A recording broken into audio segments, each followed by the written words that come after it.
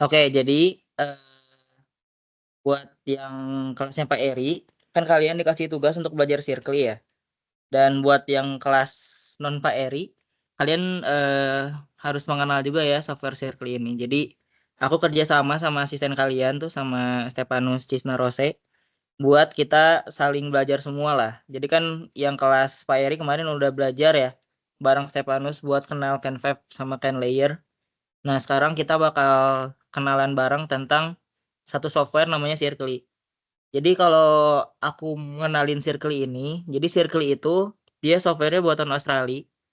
Jadi ada Circle 6 sama Circle 7 ya. Circle 6 sama 7 itu bedanya tuh beda di standarnya. Jadi perhitungan software ini tuh kan didasarkan sama standar mereka ya, standar Australia itu. Jadi kalau misalkan standar Australia itu kayak kalau di Indonesia tuh MDPJ lah. MDPJ kan ada yang 2000 berapa tuh? 17 ya. Sama yang terbaru nih kemarin 2024. Nah, Circle juga itu standarnya yang Circle 6 sama Circle 7 itu standarnya beda. Seingatku tuh yang Circle 6 tuh pokoknya yang Circle 7 ini 2017. Itu kalau nggak salah yang terbaru ya, kalau nggak salah. Nah, Circle 6 tuh yang sebelumnya kalau nggak salah 2010 atau 2011 gitu. Jadi beda standarnya. Jadi kalau beda standar ya paling sebenarnya nggak beda jauh ya secara perhitungan. Cuman secara software kalau kalian installnya yang Circle 6 itu ada sedikit beda di tools-tools di sininya nih. Apa aja yang bisa dikeluarinnya kalau nggak salah ada yang beda. Tapi nanti coba aja ya kalau misalkan kalian Circle 6. Cuman kalau kemarin yang kelas Pak Eri kalau nggak salah dimintanya untuk Circle 7 ya. Oke, jadi aku bakal demoin Circle ini kayak gimana, terus kita dapat apa outputnya, terus gimana pemahamannya nih ya. Pertama, yang new sama open ini ya itulah ya kalau kalian udah bikin atau mau bikin baru gitu ya tinggal pencet di sini.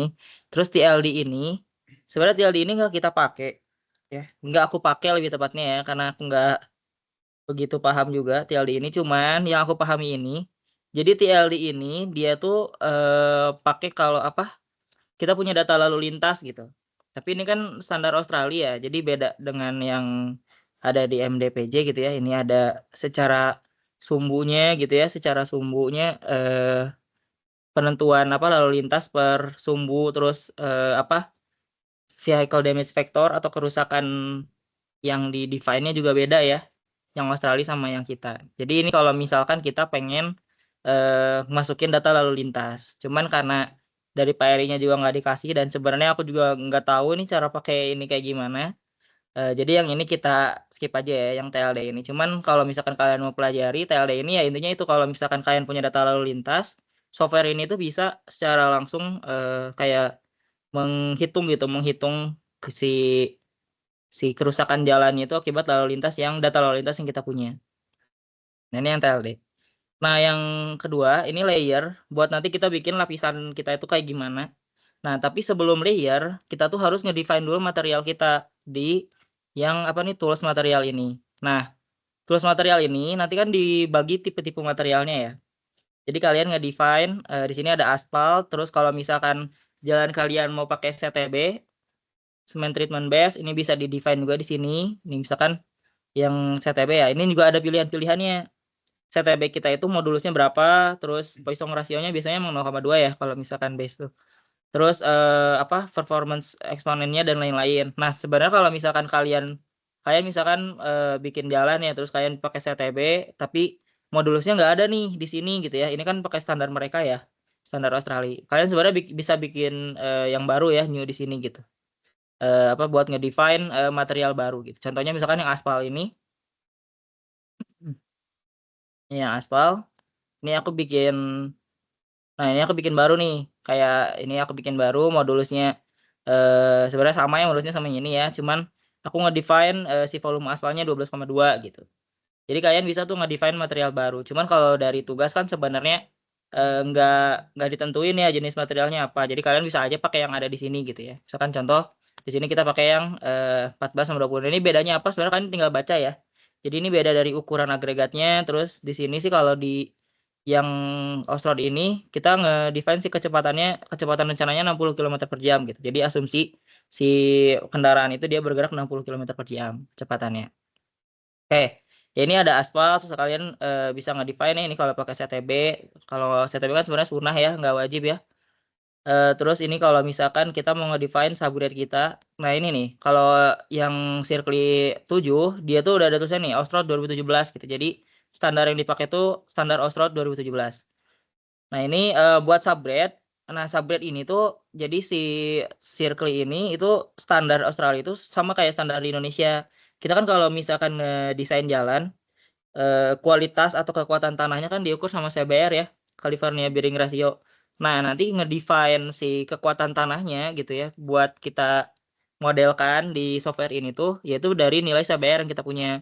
Jadi ini tuh misalkan CBR kita dapat 6% gitu ya, ya nanti tinggal pakai di yang bagian layers ini nanti kita tinggal nge-assign yang sub CBR 6 gitu. Berarti ini tandanya tanah kita CBR-nya 6%. Kayak gitu ya. Oke, itu yang subgrade. Terus yang subbase itu di sini tuh disebutnya unbound granular. Jadi yang granular ini tuh dia subbase. Jadi nanti kalian bisa tinggal per ukurannya terus modulusnya berapa gitu.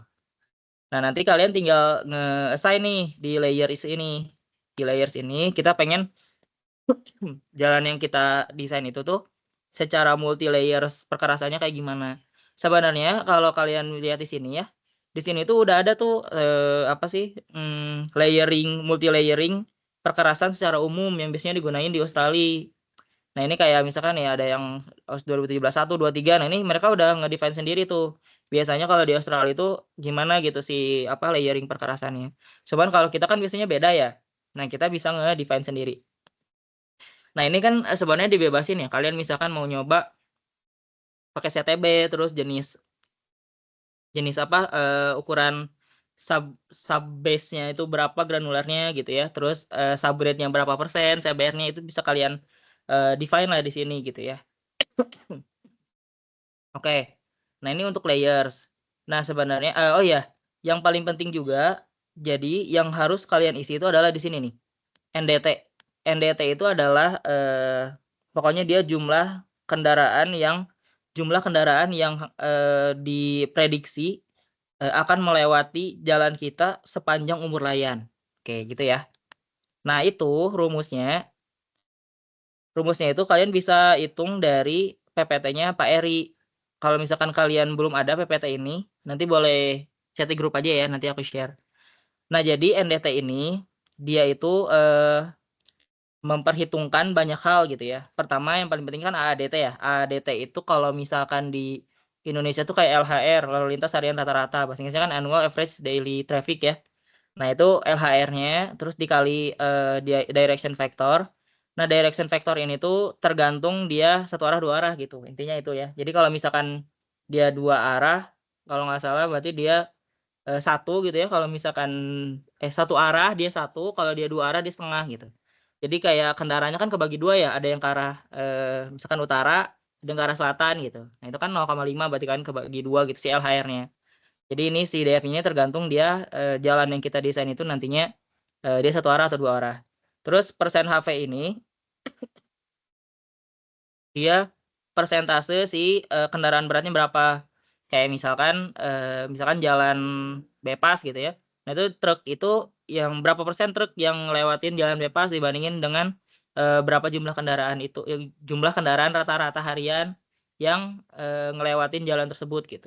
Misalkan kayak truknya 5% atau 6% itu ya dari total semua kendaraan yang lewat. Atau kalau misalkan di daerah-daerah yang cukup berat gitu kayak di Pantura gitu ya atau kayak di tol Jakarta Cikampek itu kan banyak truk-truk ya yang lewat, berarti nanti persen HV di sininya dia bakal lebih lebih gede gitu, dan itu kan berarti menandakan si NDT ini gitu.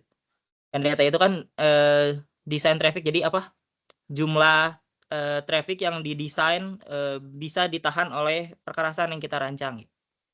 Nah, ini persen HV ini ya rata-rata persentase si kendaraan berat ya. Nah, kendaraan berat ini sebenarnya misalkan kalian bingung ya yang dimaksud kendaraan berat itu yang gimana gitu ya. Sebenarnya ini aku nggak tahu ya kalau standar Australianya kayak gimana. Cuman kalau di yang kita gitu ya biasanya itu kendaraan berat itu kalau dari golongan 6 ke atas, seingatku ya. Nanti boleh diralat ya kalau ada yang salah. Jadi kalau misalkan udah golongan 6 AB, golongan 7 gitu ya. Nanti kalau misalkan kalian masih bingung ya golongan 6 apa, golongan 7 apa, kalian bisa baca di MDPJ kita ya di 2024. Di sana di-define tuh kayak golongan 1 kan motor ya, kalau salah golongan 2 kan mobil penumpang dan seterusnya tuh. golongan 6 misalkan truk berapa sumbu dan lain-lain. Nah, kalau nggak salah itu yang udah masuk kendaraan berat tuh golongan 6 ke atas. 6 AB, 7 AB, udah itu aja berarti ya. Kalau golongan 8 kan misalnya yang tidak bermesin ya, sepeda dan lain-lain. Oke, itu buat persentase si HV-nya. Terus LDF ini, nanti LDF ini kita lihat di bawah udah ada penjelasannya. Jadi dia kayak faktor yang memperhitungkan jumlah lajur ya, jumlah lajur dalam satu jalur di jalan kita. LDF. Terus yang CGF ini memperhitungkan apa itu tuh? Pertumbuhan kendaraan. Jadi kan tiap tahun itu kan kendaraan pasti naik tuh kan jumlahnya kan. Nah, itu kita memperhitungkan si kenaikan jumlah kendaraan per tahun pakai CGF. Terus NHVAG ini dia berapa rata-rata axle load itu apa sumbu kendaraan untuk kendaraan berat gitu. Nanti ini sebenarnya ada ketentuannya di bawah berdasarkan jenis ini tuh jalannya dia jalan rural atau urban. Dia jalan pedesaan atau jalan kota. Oke. Jadi yang AADT ini kan biasanya kalau misalkan di tugas aku tahun lalu itu udah di state ya besarnya berapa. Ini di PPT ini juga di contoh soal yang paling bawah dia ngasih contoh tuh berapa nilai ADT-nya di state gitu. Kalau misalkan enggak, biasanya ADT ini ya didapat dari hasil traffic counting, sorry. Jadi hasil TC, traffic counting yang mungkin kalian udah pernah nyoba ya latihan traffic counting gitu. Nah, itu nanti kalian dapat ADT ini gitu. ADT ini biasanya dipakai itu dalam SMP per jam ya, seingatku ya. SMP per jam ya. Nah, nanti kenapa dalam SMP ya, karena itu kan udah ada dikali setiap golongannya itu dikali vehicle damage factor-nya masing-masing gitu. Oke, terus buat yang LDF, CGF sama NHVAG ini di PPT-nya udah dijelasin ya. Kalau misalkan LDF nanti kalian berdasarkan dia jalannya rural atau urban itu ya, jalan pedesaan atau perkotaan. Nah, itu tergantung nanti berapa lajur per jalurnya. Kalau misalkan 2 ya ini nilainya sekian, kalau misalkan 3 sekian gitu. Nih misalkan kita nanti bakal contohnya kita pakai rural ya. Terus nah ini left lane sama right lane. Jadi asumsinya sih yang aku pahami ya, nanti maksudnya ini belum tentu benar juga. Yang aku pahami itu kenapa left lane nilainya 1, terus right lane itu nilainya 2. Karena kan biasanya yang kendaraan itu paling banyak tuh di kiri. Jadi yang kanan itu kan biasanya buat nyusul ya. Kalau misalkan kalian kendaraan ada 2 lajur gitu ya. Itu tuh kan kendaraan tuh misalkan di kiri, nah yang kanan tuh kan buat nyusul-nyusul kan. Kendaraan-kendaraan berat kan biasanya di kiri tuh. Makanya yang left lane biasanya nilainya lebih gede daripada right lane gitu. Nah, terus ini ya nanti tinggal dipakai aja nilainya. Kalian rural atau urban, terus berapa lajur per jalurnya. Terus yang bawahnya ini NHVAG-nya. Jadi NHVAG-nya langsung di set nilainya 2,8 atau 2,5 tergantung dia jenisnya tuh jalan perdesaan atau jalan perkotaan. Kalau untuk membagi ya, dia jalan perdesaan atau perkotaan, seingatku tuh biasanya nanti itu dari hasil traffic counting-nya. Jadi jalan perkotaan biasanya itu punya pola yang pola jam puncak yang yang 2 puncak tuh istilahnya. Ya pokoknya dia punya dua jam puncak gitu loh.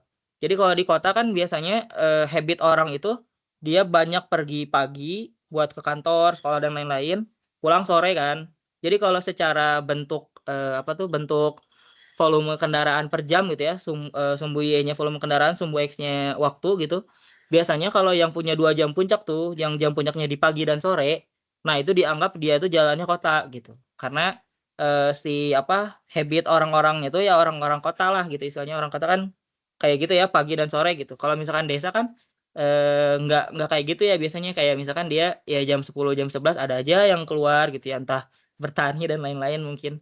Jadi buat ngebedain dia jalan kota dan jalan desa, biar kalian paham nanti biasanya dilihat dari pola jam puncak dalam satu hari gitu. Dia jam puncaknya ada berapa. Oke. Terus ini buat yang nilai CGF tadi. Nah, nilai CGF ini sebenarnya ada rumusnya ya, tergantung R ini tuh dia berapa persen kenaikan per tahunnya. P ini dia kita ngedesain jalan kita berapa tahun.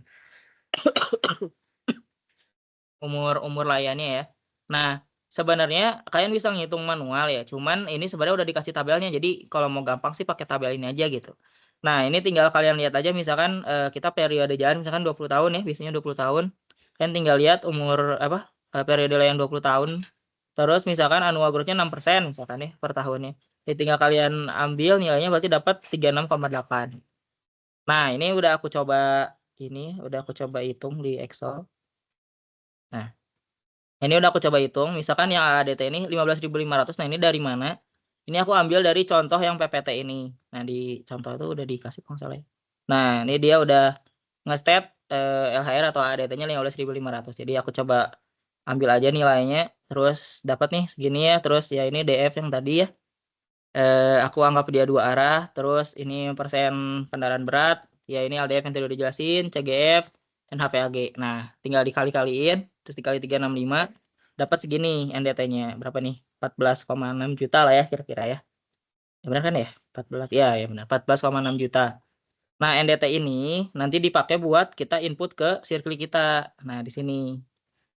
Jadi di Circli mereka butuh untuk tahu berapa lalu lintas desain yang kita hitung dengan rumus tadi. 14.600.000 tadi ya. 600 223. Nah, ini ya. Oke. Jadi nanti kalian udah define material, kalian define layernya. Nah, yang paling penting adalah atau yang mau kita cari adalah kita itu mengubah-ubah biasanya ya, mengubah-ubah tebal perlapisannya. Oke. Jadi misalkan di sini ya. Kita coba tebalnya 50 gitu. Ininya misalkan nih kita samain. Jadi kita pengen coba hitung gitu ya berapa tebal yang bisa bisa ditahan sama berapa tebal minimum yang bisa untuk menahan beban desain atau NDT yang kita hitung tadi gitu. Nah, misalkan ini kita coba 50 250. Ya ini di-nolin aja kan sebenarnya sabar itu tak hingga ya. Nah, terus nanti kalian analyze ya, pencet yang analyze ini. NDT-nya udah masuk ya, udah. Kalian pencet analyze. Nah, ini tuh sebenarnya belum pernah dijelasin ya sama Pak Eri itu. Maksudnya aku juga masih bingung gitu ya. Ini tuh buat apa gitu ya analyze ini. Cuman ini dari pemahaman aku pribadi ya. Jadi kalau misalkan salah kalian boleh dicek lagi ya. Takutnya ini salah. Cuman yang aku pahami adalah jadi nanti setelah kalian nge-state tuh tabel-tabel per lapisannya, terus kalian analyze, nanti kalian bakal dapat CDF. CDF itu kalau cumulative damage factor atau apa ya. Nah, si CDF ini dia itu warnanya bakal merah kalau misalkan nilainya di atas 1 gitu. Jadi asumsi aku analyze yang dilakukan sama Circle ini kita itu pengen dapat nilai CDF-nya itu harus kurang dari 1. Yang lapisan 1 maupun lapisan 3. Nah, kenapa lapisan 1 dan 3? Ini masih maksudnya berdasarkan pemahaman aku ya. Kalian kalau misalkan dapat info lain dan memang beda bisa didiskusin di grup atau nanti di sini ya. Nah, nanti kenapa di lapisan 1 sama 3? Kalau yang pemahaman aku tuh karena kalau kalian ingat ya kan kegagalan dari perkerasan itu kan ada yang dia fatigue sama rating kan. Kalau fatigue dia kegagalannya di lapisan atas atau di lapis permukaan. Kalau rating dia kegagalannya di tanah biasanya kan. Atau penurunan di tanah dasarnya gitu. Nah, ini tuh nilai CDF ini tuh nandain misalkan tadi kan aku nge-state ya. Si layernya tuh yang ini kan tebalnya 50 ya. Itu kan kecil banget ya. 50 mili ya ini ya. Jadi 5 cm itu aspalnya 5 cm gitu ya. Dan benar kalau di-analyze dia tuh gagal di aspalnya. Jadi dia gagal retak gitu ya, dia fatigue, dia gagal di lapisan atas. Sedangkan yang bawahnya dia masih oke gitu, masih kuat tanah dasarnya atau enggak mengalami rating. Nah, misalkan aku naikin si thickness-nya ke 100 ya, 100 sudah berhasil. Oke, masih gagal ya. Coba 200. Analyze. Masih gagal. 250.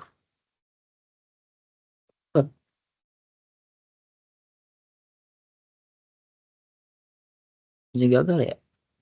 Coba ininya deh aku naikin ya jadi 300. Ininya 300. Analyze. Nah, ini kalau misalkan kita tebalnya 300 gitu ya. Jadi si sub base kita 300 mili terus yang si aspalnya 300 mili. Pas di analyze dia dapat si CDF-nya tuh di bawah 1, dan karena di bawah 1 si warnanya tuh nggak merah gitu. Jadi asumsi aku perkerasan kita itu udah bisa nahan NDT yang kita desain tadi. Nah, itu yang aku pahami ya. Nah, tapi kan sebenarnya ini nilainya 0,94 ya. Jadi kalau menurut kalian ini kayak terlalu mepet 1 gitu ya, kalian bisa aja anggap ini masih kurang tebal gitu ya. Jadi kayak misalkan ini kita tebelin lagi jadi ininya lah ya, misalkan 400 gitu misalkan ya. Nah, ini kan 0,3 ya. Jadi kan udah jauh tuh dari 1 kan. Jadi udah misalkan asumsikan udah aman lah kira-kira gitu ya. Nah, nanti udah dapat si CDF ini. Nah, selain selain CDF ya sebenarnya circle ini tuh bisa dipakai buat ngitung cost atau biaya yang dibutuhin gitu. Jadi kalian tuh bisa nge-state biaya materialnya kalau nggak salah. Jadi di materialnya tuh kalian bisa nge-state biaya kayak misalkan granular itu harganya berapa dan lain-lain tuh bisa kalian state di sini. Jadi circle ini tuh bisa juga menganalisis atau nganalisis biaya yang dibutuhin buat bikin perkerasan jalan ini gitu. Tapi yang itu ya kalian coba pelajari sendiri ya. Jadi software ini memang cukup bagus ya. Kalau misalkan kalian bisa kuasai dan kalian dalami gitu. Nah, setelah kalian nge-state tadi terus kalian nge-analyze misalkan ini udah oke ya secara ini gitu. Nah, nanti kalian bisa ini nih pencet print terus kalian buka CLO file. Nah, di bawah sini itu kalian bisa dapat nilai strain. Strain itu regangan ya. Jadi kalian bisa dapat nilai strain regangan buat setiap titik koordinat yang sebenarnya cuman apa ya di titik-titik khusus lah. Jadi di sini mereka cuma ngeluarin 4 titik khusus yang mereka mereka pikir itu paling krusial gitu. Di jalan yang biasanya menjadi titik awal kerusakan gitu. Nah, itu mereka keluarin dapat si strain ini gitu. Nah, si strain ini dipakai buat apa? Kan sebenarnya kalau misalkan kita ngedesain apa tuh? N repetisi ya. Jadi beban repetisi izin itu kan kita membutuhkan nilai strain ya. Ya, misalkan aku buka PPT-nya aja lah ya biar sekalian ini. Nih contoh kita pakai yang Austroad ya. Ada nggak di sini? Sini ada sih. Nah, di yang Austroad nah ini misalkan contoh. Nah, ini kan strain ya. Jadi kalau misalkan yang ini nih kalau nggak salah tuh yang ini fatigue, yang ini rating ya. Nah, itu tuh kan berdasarkan nilai strain-nya kan. Micro strain ya. Jadi strain dalam bentuk 10 kali 10 pangkat min 6. Nah, kalian pakai apa si micro strain ini dibutuhin untuk menghitung beban repetisi izin yang bakal istilahnya apa ya? Yang kalian asumsiin itu tuh beban jumlah beban sesaat sebelum kerusakan terjadi gitu. Misalkan dapat CN-nya 10 juta gitu. Berarti setelah 10 juta kendaraan melewati jalan kita, berarti jalan kita misalkan yang ini fatigue gitu ya. Seingatku yang ini fatigue, yang ini rating ya. Berarti jalan kita tuh setelah 10 juta kendaraan, dia akan mengalami kegagalan fatigue gitu. Kayak gitu ya. Nah, jadi apa? Kita bakal ngeluarin atau output yang paling penting dari si circle ini adalah ini. Kalian bisa dapat nilai regangan untuk titik-titik khusus. Di titik khusus ada normal strain sama shear strain yang bisa kalian pakai untuk ngitung beban repetisi izin gitu. Nah, beban repetisi ini kan sebenarnya rumusnya banyak ya. Kalau misalkan kalian lihat nih, ini aja sama MDPJ itu beda gitu. Yang Australia ini sama MDPJ beda. Terus juga ada yang ASTO dan lain-lain. Nah, itu nanti nggak tahu ya Pak Eri nyuruhnya pakai yang mana ya. Mungkin pakai yang Australia ini kali ya. Cuman kalian bisa coba hitung ya dia nilainya masuk akal apa enggak.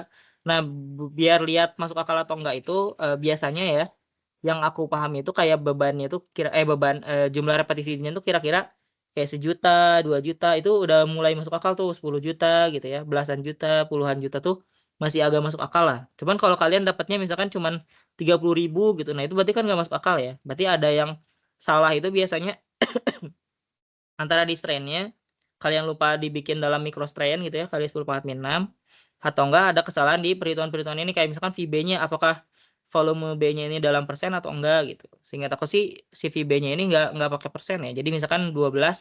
Jadi VB ini dia volume ini ya, volume aspal dalam campuran. Volume bitumen ya, VB itu volume bitumen dalam campuran. Kalau nggak salah sih, seingatku ini nggak pakai persen, misalkan 12%, 12-nya aja yang dipakai. Nah, itu tinggal kalian masukin, nanti kalian dapat repetisi izin. Nah, ini sebenarnya aku ada Excel-nya ya. Kita coba pakai yang tadi ya. Jadi kan NDT-nya tadi udah kita masukin ya. Nah, kalau yang aku bakal coba di sini ini pakai yang Asto ya. Seingatku ini yang Asto. Jadi kita bakal hitung pakai yang Asto. Ini di Excelku udah berdasarkan rumusnya ya. Jadi udah ngikutin rumus ini. Buat aku punyanya Excelnya ini ya, yang Asto ini. Sebenarnya kalau kalian mau bikin Excel buat yang pakai metode Astro juga boleh ya. Ini buat contoh aja gitu ya. Nah, ininya oh iya, regangannya kan tadi ada banyak ya. Regangan mana yang kita pakai? Nah, ini apa ya? Nanti kalian kalau misalkan em, apa nanti kalau misalkan Pak Eri bilang itu kurang tepat, kalian ikutin Pak Eri ya. Cuman yang aku pahami gitu ya, yang aku pahami itu strain mana yang dipakai gitu. Sebenarnya waktu itu seingatku juga Pak Eri waktu aku diskusi itu maksudnya kan waktu tahun lalu tuh kan si apa ini tuh circle-nya disuruh di apa di ini kan di share screen kan. Terus ngeran dan lain-lain. Pak Eri juga seingatku dia konsepnya kayak gitu, nggak beda sama yang waktu itu teman-teman aku dan teman-teman diskusiin gitu. Nah, yang dipakainya itu adalah jadi pemahaman kita atau asumsi kita. Pertama kan kita kan tadi ngitung dua ya, ada yang beban repetisi izin untuk kegagalan fatigue dan rating.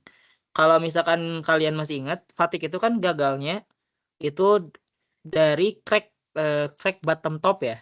Nama cracknya itu kan bottom top. Dia tuh gagal dari lapisan pertama kan, lapisan pertama yang retaknya itu dari bagian bottom lapisan pertama sampai akhirnya muncul ke permukaan ke top lapisan pertama. Berarti kan kegagalan dia ada di lapisan pertama. Jadi kita pakai yang poin 1 ini. Nah, kalau fatigue biasanya itu seingatku ya yang pernah Pak Harmen kabarin di kelas itu, misalkan kan fatigue itu kan gagal karena dia ada retakan ya. Jadi kayak kalau kalian bisa bayangin, ini bisa noted kayak atau kalian bayangin aja lah ya. Kayak beam tuh beam yang sederhana tuh apa balok sederhana tuh kalau dikasih beban di tengahnya kan dia melendut ya. Itu kan ada kemungkinan retak mulai dari bawah kan, retak ke atas gitu. Nah, jadi biasanya retak itu tuh terjadi karena strain yang ke arah samping gitu. Karena ada regangan ke arah samping sehingga atau gaya karena ada apa beban tarik ya kayak karena ada gaya tarik maka dia ada retakan tuh dari bawah ke atas. Itu harusnya di-annotate ya. Cuman semoga kalian paham ya. Jadi ada retakan, nah makanya yang dipakai itu adalah strain shear atau apa regangan geser, regangan yang ke arah samping. Buat yang kegagalan fatigue. Jadi kegagalan fatigue itu kita pakai shear strain di lapisan pertama. Nah, di sini kan ada 3 nilai ya, XZ, YZ, sama XY. Asumsi aku sih ini arahnya ya. Jadi dia ke arah XZ, ke arah YZ. Jadi sumbu XY gitu ya, 2 dimensi sumbu Z-nya ke bawah ya, ke dalaman. Nah, aduh duh. Yang mana yang dipakai gitu ya. Kalau misalkan kemarin hasil diskusi ini hasil diskusi aku dan teman-teman tahun lalu ya. Jadi kalau misalkan nanti coba dipastiin lagi ke Pak Erinya, kita pakai nilai yang terbesar. Jadi kan di sini ada 3 nilai nih, misalkan kita pakai shear strain yang di poin 1 ya. Ini kan ada 3 nilai nih. Nah, ini kan ada 10 / 11, 10 / 11 kan ini paling gede kan. Kali 10 / 6 nih. Nah, ini kita pakai kita pakai nih si nilainya yang 10 / 6 ini. Nah, karena ini udah 10 / 6, jadi dia kan udah dalam mikro ya, udah dalam mikro apa tuh tadi? Regangannya udah dalam mikro mikro mikrometer, 10 / 6 meter. Nah, itu tinggal kalian masukin ke rumusnya yang tadi. Kalian masukin ke rumus ini. Nah, ini nih regangan V. Ini kan vertikal ya. Nah, kalau yang di sini kan dia regangan T, tangan sial. Jadi kalau misalkan yang fatigue, dia pakainya regangannya tangan sial tuh ke arah yang apa tuh? Sumbu XY. Sedangkan kalau misalkan yang rating atau yang kegagalannya di subgrade, dia pakainya regangannya yang vertikal, yang sumbu Z. Nih, misalkan tadi kita dapat sebenarnya kecil banget ya. Karena tebal banget sih tadi ya. Nah, misalkan kita dapatnya segini ya, 0,527 gitu. Nanti tinggal kalian masukin aja ke rumus, terus kalian hitung. Misalkan di sini ya. Ini kayaknya nggak masuk akal deh. Nah, ini sebenarnya agak nggak masuk akal ya. Jadi dia berapa nih? 100 triliun kendaraan gitu. Nah, terus ini kita lanjut dulu ya. Misalkan kita lanjut ke yang perhitungan rating ya. Kalau rating kan kita asumsinya dia di subgrade, terus di bottom subgrade. Dia kegagalannya karena regangan vertikal. Berarti kita pakai normal strain di lapis keempat. Nah, asumsi aku kan misalkan yang ini ya. Nah, ini kita ambil aja yang terbesar. Berarti yang ini karena ini kan masih 10/-3 kan. Berarti kan kalau dia pengen dalam microstrain, berarti kalian pakai 10/6 kan. Berarti ya berarti dikali 10/3 berarti ini 351 kali 10/6 ya. 351,3 ya. Nanti kalian tinggal masukin di sini ya. Contoh aja ini ya.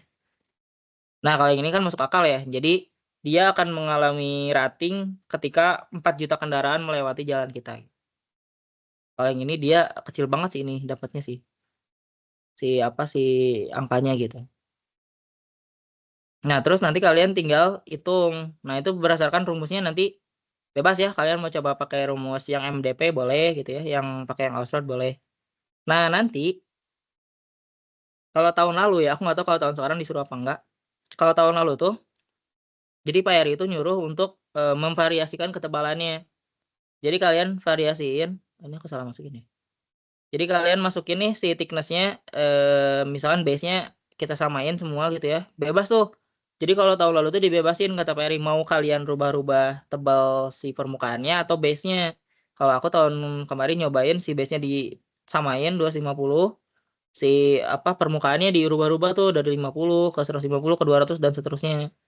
Nah, itu nanti kalian bandingin sih beban repetisinya. Misalkan aku contohnya gini ya. Nanti kalian itu tinggal ke layers gitu ya. Nanti kalian misalkan samain si ininya 400, terus misalkan ininya tadi kecil ya 150 misalkan. Kalau di analyze kan dia nggak masuk ya CDF-nya ya. Oh, sekarang masuk ya kalau ininya 400 ya ternyata ya. Kalau layernya 400 ternyata masuk ya. Tapi sebenarnya ini 400 tebal banget sih, makanya tadi si beban repetisinya gede banget. Tuh, dia bahkan dengan aspal 150 aja dia kuat ya. Misalkan kita pakai 300 aja deh. Ini kan tadi, oh dia masih kuat tapi dia tipis banget ya ini ya. Hampir 1 gitu. Nah, nanti kalian tinggal keluarin gitu ya. Sama yang tadi, sama kayak yang tadi. Kalian keluarin sih nilai-nilainya. Nih kayak ini nih. Kalau ini masuk akal ya. Misalkan yang series trend ini ini paling gede ini ya. Oh enggak, ini sama ding. Tapi kalau menurut kalian ini nggak masuk akal, kalau aku sih kemarin coba anggap aja kayak ambilnya tuh si angka ratusannya gitu.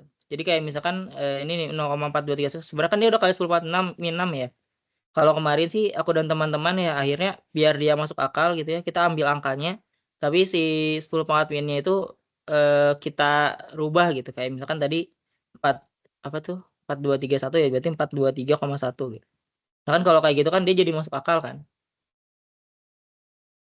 Nah, misalkan kalau yang normal strain, nanti misalkan yang ketebalan ini, nanti kalian pakai cara yang sama. Kalian lihat yang lapis keempat, terus cari yang terbesar di normal strain. Ini yang terbesar ini ya, 30,2. 30,2. Nah, nanti kalian dapat beban repetisi yang diizinkan atau dianggap total kendaraan yang bisa dilayani oleh perkerasan kita. Oke. Nah, selain kita dapat si si restraint ini, si regangan ini, sebenarnya kalau misalkan eh, kalian mau pelajari lebih lanjut ya. Jadi tahun lalu itu kita tuh diminta atau disuruh buat belajar software namanya Pasdin. Nah, kenapa tahun ini nggak ada Pasdin? Jadi Pasdin ini tuh dia software berbasis web. Itu buatan dosen kita, buatan siapa ya? Pak Jun kalau nggak salah, Pak Junayadi Kosasi. Nah, itu tuh dia ngembangin software yang bisa ngembangin apa, kayak memodelkan perkerasan. Nah, kalau tahun lalu kita dapat lisensinya. Jadi kita dikasih pinjam, terus kita pelajari tuh dari lisensinya yang dikasih sama Pak Jun. Nah, cuman tahun ini sebenarnya harusnya kalian tuh belajar juga tuh Pasdin sama Sirkli. Jadi nanti kalian ngebandingin gimana apa performa perkerasan atau beban repetisi dengan tebal yang sama ketika dihitung dengan Pasdin dan Sirkli. Jadi outputnya sama-sama dapat strain. Terus kalian hitung, terus nanti kalian dapat beban repetisinya. Gitu. Nanti kalian bandingin. Cuman tahun ini pas aku pakai tuh yang lisensi kemarin tuh udah expired, udah di close, udah ditutup. Terus pas aku ngomong ke Pak Eri, nggak tahu beliau mungkin nggak komunikasiin lagi dengan Pak Jun ya. Terus kata Pak Eri ya udah belajar yang tahun ini belajar Sirkli aja. Cuman kalau kalian pengen baca-baca tentang Pasdin, nanti aku bakal kirim contoh apa ya, contoh step by step pengerjaan Pasdin lah ya, biar kalian minimal nggak buta ya. Takutnya kalau misalkan suatu saat nanti kalian mungkin lanjut S2 terus nanti bakal belajar software Pasdin, kalian udah paham step by stepnya. Oke, nah nanti selain apa si strain ini sebenarnya kalian juga bisa ngeluarin grafik di sini. Nah, grafik ini tuh buat melihat bagaimana penurunan damage vector atau apa kerusakan ya, apa faktor kerusakan ketika si tebalnya itu berubah gitu. Kayak di sini masuk akal ya kalau misalkan tebalnya dia makin tebal, si kerusakan yang diterima sama perkerasan kita juga makin mengecil. Oke. Jadi kan sebenarnya paling apa ya intinya dari si software Circle ini, kan nggak bisa ya? Oh, yang paling inti dari software Circle ini, kalian yang penting pertama kalian paham tentang define materialnya gitu ya. Kalian paham ini material ini tuh maksudnya kayak gimana. Sebenarnya ini ada websitenya. Nanti aku coba kirim di grup lah ya websitenya tentang material-material yang ada di Circle. Kalian bisa baca di website itu lengkap banget. Kayak maksud dari ini semen granular E500 MPa itu kayak gimana gitu ya. Terus ada material apa aja itu udah di websitenya. Nanti aku kirim websitenya. Kalian bisa baca di sana. Terus kalian harus pertama harus paham itu tentang define materialnya. Terus kalian paham tentang bikin layernya kayak gimana. Kayak kalau misalkan kalian mau bikin jalan kalian ada CTB-nya. Karena kan kalau aku baca sih dari PRI-nya dibebasin ya. Dibebasin kalian mau bikinnya kayak gimana. Kalian paham nih cara ngedefine tebalnya kayak gimana bla bla bla. Terus kalian analyze. Nah, nanti dari analyze ini yang apa kalian coba pahami ya mungkin kalau dari yang aku pahami kayak yang tadi aku jelasin kalian lihat nilai CDF-nya. Nah, kalau misalkan kalian pengen lebih lebih apa lebih pasti kalian coba baca-baca ya di internet. Cuman kemarin aku coba baca-baca sih dari website ini kurang dapat nih tentang analyze ini kayak gimana. Mereka lebih banyak tentang material-materialnya, model tentang materialnya.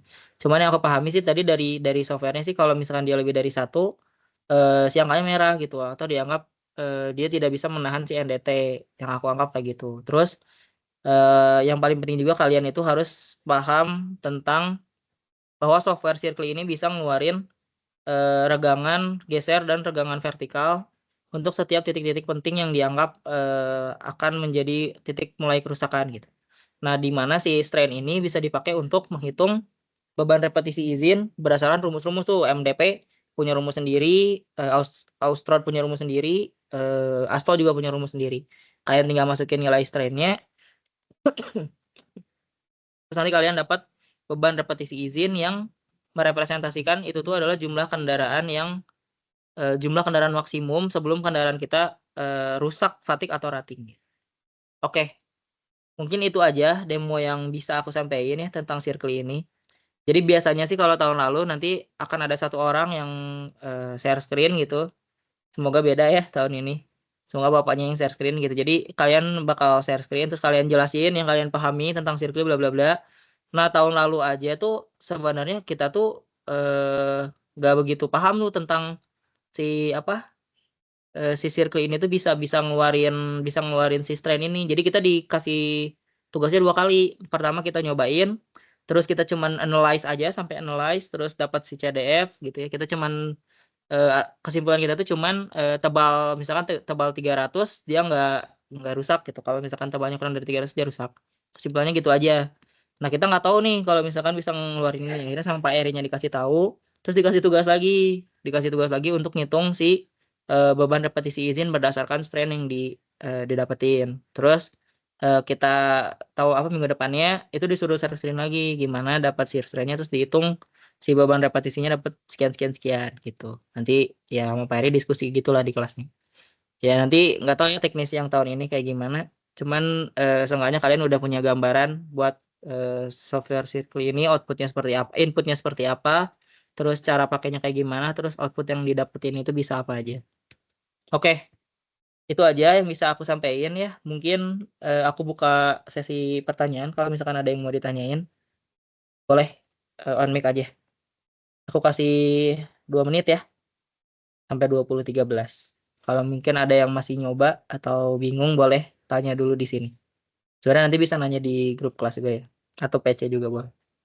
Oke, sampai 20.13 ya. Mungkin ada yang mau ditanyain dulu.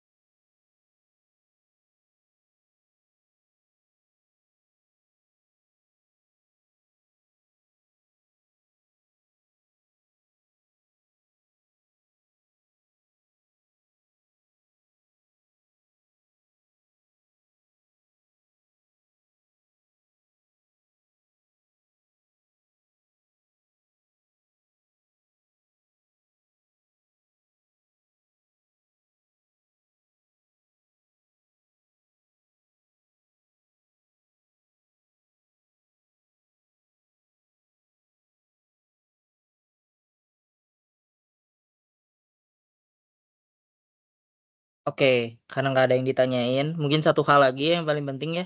Di circle ini kalian harus paham tentang NDT. Jadi step pertama untuk bisa menggunakan software Circle adalah kalian harus bisa ngitung nilai NDT-nya ya. Berdasarkan yang tadi udah aku coba jelasin. Kalau misalkan nggak ada PPT-nya nanti aku coba share PPT-nya. Sebenarnya dari PPT juga kalian baca bisa lah untuk paham gimana cara dapat nilai NDT. Terus nanti nilai NDT itu jadi input untuk kita nge-run si software Circle ini. Oke, mungkin itu aja yang bisa aku sampaikan. Makasih teman-teman udah datang malam ini. Kalau ada yang bingung atau nanti pas nyoba ada yang mentok, boleh ditanya di grup aja ya. Kalau bisa diusahain di grup biar nanti pertanyaannya bisa dibaca juga sama teman-teman yang lain. Oke, mungkin itu aja yang bisa aku sampaikan. Maaf kalau ada salah kata. Makasih guys.